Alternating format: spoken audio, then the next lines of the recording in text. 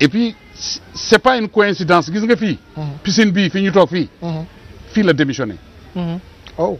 on est venu ici le 31 décembre fii mu war a dugg ci plateau bi mu toog tout le monde l'attendait pour mu def émission bi ñun on avait senti qu'elle voulait partir vous chercher un scandale toog on l'attend elle a refusé de sortir pour commencer l'émission ci la buub bagage yi j'ai pris quelqu'un à sa place je l'ai fait et le lendemain elle est partie fii c'est pas hasard qu'on est arrivé aujourd'hui ici mais terewul ñun comme xam naa ne man defuma ko dara defuma keneen dara et je garde beaucoup de bonnes relations avec mais ay njuumte la ay erreur la ñuy def ñi dem ñëpp c'est ça. Et le cas de Pape Alé.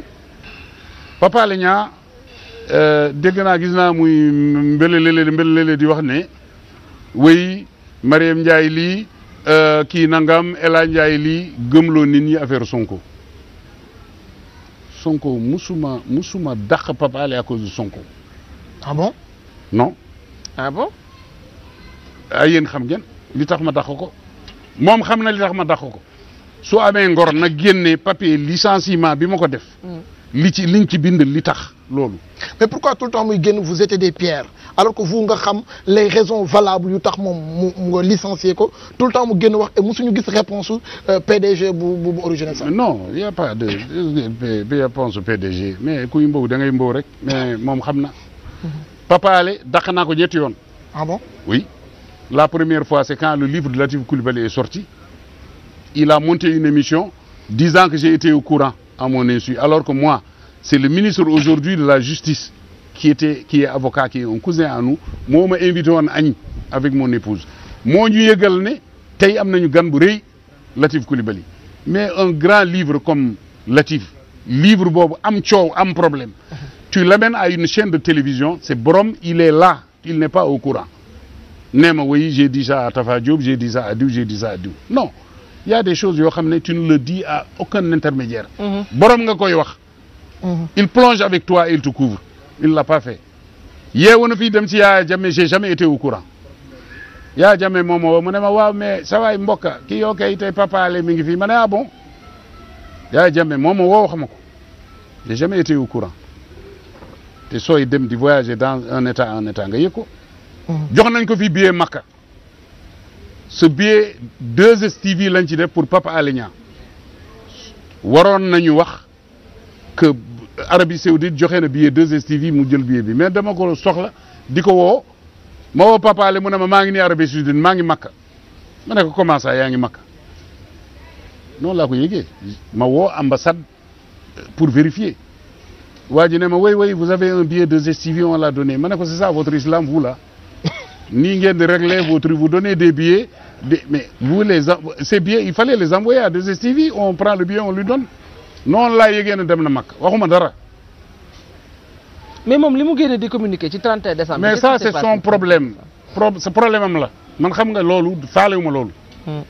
31 décembre boobu li xew Sonko xam ngeen man aw ma ak moom benn problème. amul kenn benn problème. 14 émissions. 14 passages il l'a fait à 2S ma leen koy révélé tey je lui en ai parlé on en a parlé avant-hier li mu jaar ci ñun jaaru ko fen Macky Sall taxul man ma dàq Pape Alé moom mi Sonko taxul man ma dàq Pape Alé Pape Alé c'est problème sournoiserie ay yenn affaires yi moo tax te mënuloo nekk ci chaîne de télévision avec truc tu as ton site internet tu as des images de la 2S tu as des images de trucs wala ngay taxaw di saaga ay état di saaga ay trucs ba pare ngay mbubboo et tu as l'image de la 2S et tu insultes des institutions du ma ko nangu ma ko ci Diouf nanguwuma ci Wade du ma ko nangu ci Macky du ma ko nanguwaat ci keneen parce que bi may signer convention avec l'État du Sénégal je dois garder beaucoup de quand même d'équité. Il y a des choses que je ne peux pas accepter mënuloo ma jege di saaga nguur wala di saaga borom nguur wala di saaga keneen man dama am yar am tegin te ñëpp a yem ci man.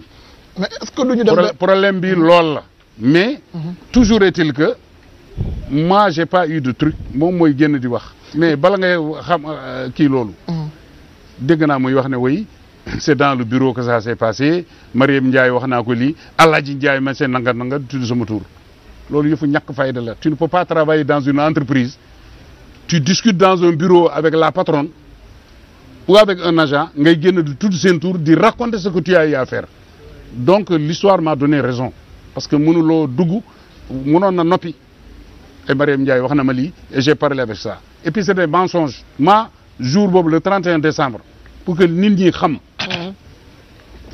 nga comme on a l'habitude de faire chaque 31 décembre on invite des personnalités on invite l'opposition on invite des gens 2 ministres sont venus me recevoir leen dans mon bureau di toog di xaar j'ai fait une note j'ai envoyé ça au journaliste qui était le plus proche ma jox ko Diédhiou planton bi ne ko demal jox ko Papalé ne ko ñii ñu ngi toog na leen invité man boobu temps dama xam kuy Sonko xaw ma sax lan la alors toog il ne le fait pas yónniwaat il ne le fait pas ensuite il me dit oui cette année on a changé le truc ma ne ko on a changé quoi ci la dem fekk ministre yi buude gedd dem man je ne pouvais pas me retenir je suis allé sur le plateau jaxase foofu c'est comme ça que ça s'est passé je suis chez moi comment Papa Ali il peut déroger à la règle même sooy changé oui wax naa ak Mariam j'ai changé 2S man maa fasul tubéy Mariam c'est mon épouse c'est vrai sol na tubéy mi ngi liggéeyam mais il y a des choses yoo xam ne man mënuma ñëw toog di ko bind ay notes mais la moindre des choses c'est au moins même passer un truc wala bay mais il n'a pas voulu il a ménagé son truc à sa manière